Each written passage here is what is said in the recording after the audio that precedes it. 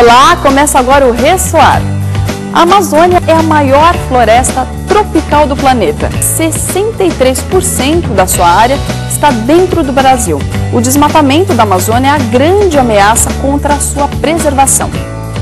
Entre 2006 e 2007 foram desmatados mais de 11 mil quilômetros quadrados de floresta. Isso equivale a 977 campos de futebol. Por isso, quando você for comprar produtos florestais, ou seja, madeira, papel, você tem que exigir o selo Conselho de Manejo Florestal. O que é isso? É o selo verde, aquele que garante que esse material vem de florestas de reflorestamento e não de mata nativa. É muito importante e não custa nada, né? Quando você for comprar madeira ou papel, perguntar de onde vem esse material.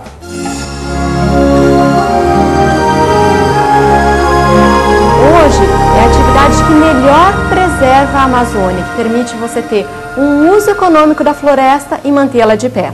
A floresta é um ser vivo. Se a gente deixá-la intocada, ela está sempre morrendo e nascendo. O manejo é você replicar esse ciclo natural da floresta. Aqui é a nossa área lá na Amazônia. É uma área que fica à beira do rio Amazonas. Outra divisa é o rio Jari, que é o rio que divide os estados do Pará e do Amapá. Na nossa região, em média, você tem 120 árvores por hectare. Quando a gente entra para fazer essa colheita, a gente tira 3, 4, no máximo 5 árvores. Ou seja, a grande maioria de árvores permanece naquela região. Então, você não vê clareiras. É muito diferente dos programas que a gente vê de desmatamento ou de operação não sustentável. A floresta permanece coberta, como permanece de pé, que é o grande ponto positivo do manejo. A floresta, ela tem essa capacidade de regeneração.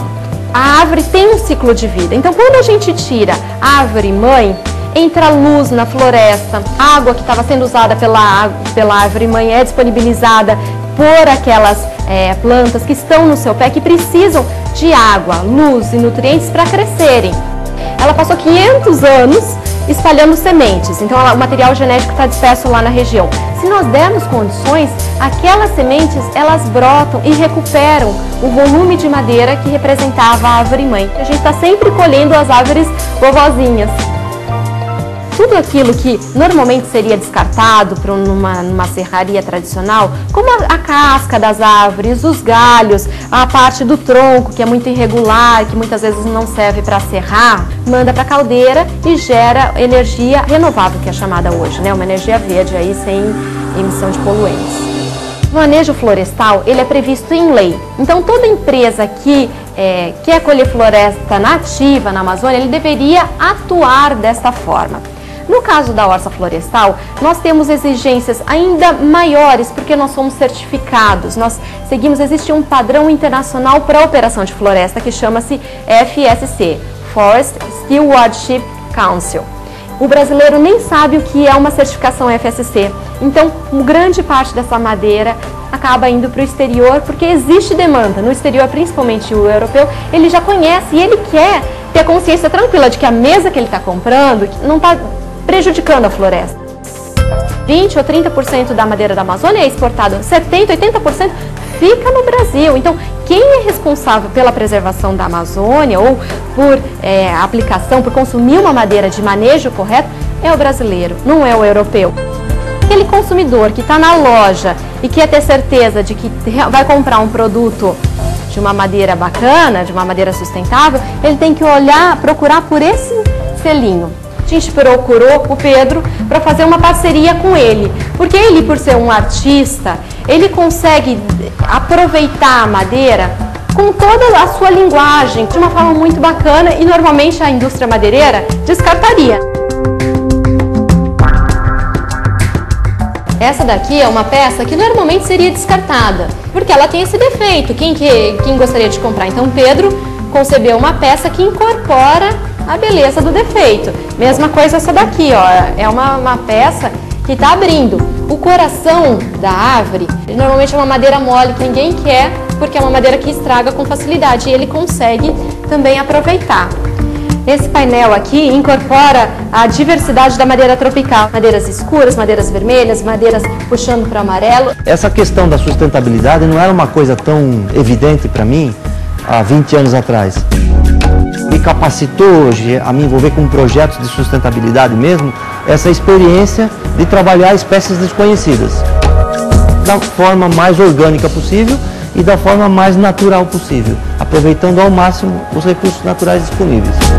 Não sou aquele designer que desenha uma peça e daí ele vai buscar a matéria-prima, eu faço o contrário, sempre no sentido de aproveitar ao máximo o que eu tenho como matéria-prima. Isso aqui é um espaço gourmet de uma casa de Belo Horizonte também, uma raiz também de pau-ferro.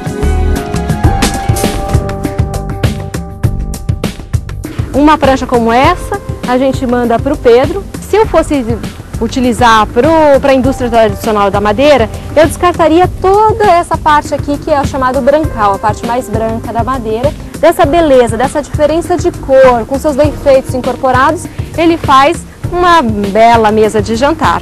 Esse material que não tem muita utilidade, que seria de difícil utilização, a gente dá um fim nobre para ele, produção de energia. Isso é uma raiz de uma mangueira, de um loteamento que foi aberto aqui em Itu, e eles gentilmente me cederam, então o custo que a gente tem é de transporte, guincho, essas coisas, isso vai se transformar numa mesa. Por felicidade, não sei, mas tem uma peça dessa em Nova York, tem uma peça dessa em Londres. Exatamente o conceito da sustentabilidade, coisa que ia ser jogada fora, né, ia virar um aterro e vira um produto diferenciado, digamos assim. Isso aqui é uma mangueira, isso é um eucalipto, a fase intermediária praticamente entrando na fase de acabamento de uma mesa com base de raiz. Se fosse criar uma outra mesa com uma madeira de boa qualidade, assim, no conceito convencional, precisaríamos talvez derrubar uma árvore para ter uma peça dessa. E nesse caso aqui não, a gente conseguiu transformar um resíduo, um lixo, num produto. Essa luminária é um projeto nosso mesmo. Isso é para um cliente nosso dos Estados Unidos, é uma proposta que veio contra a Revolução Industrial.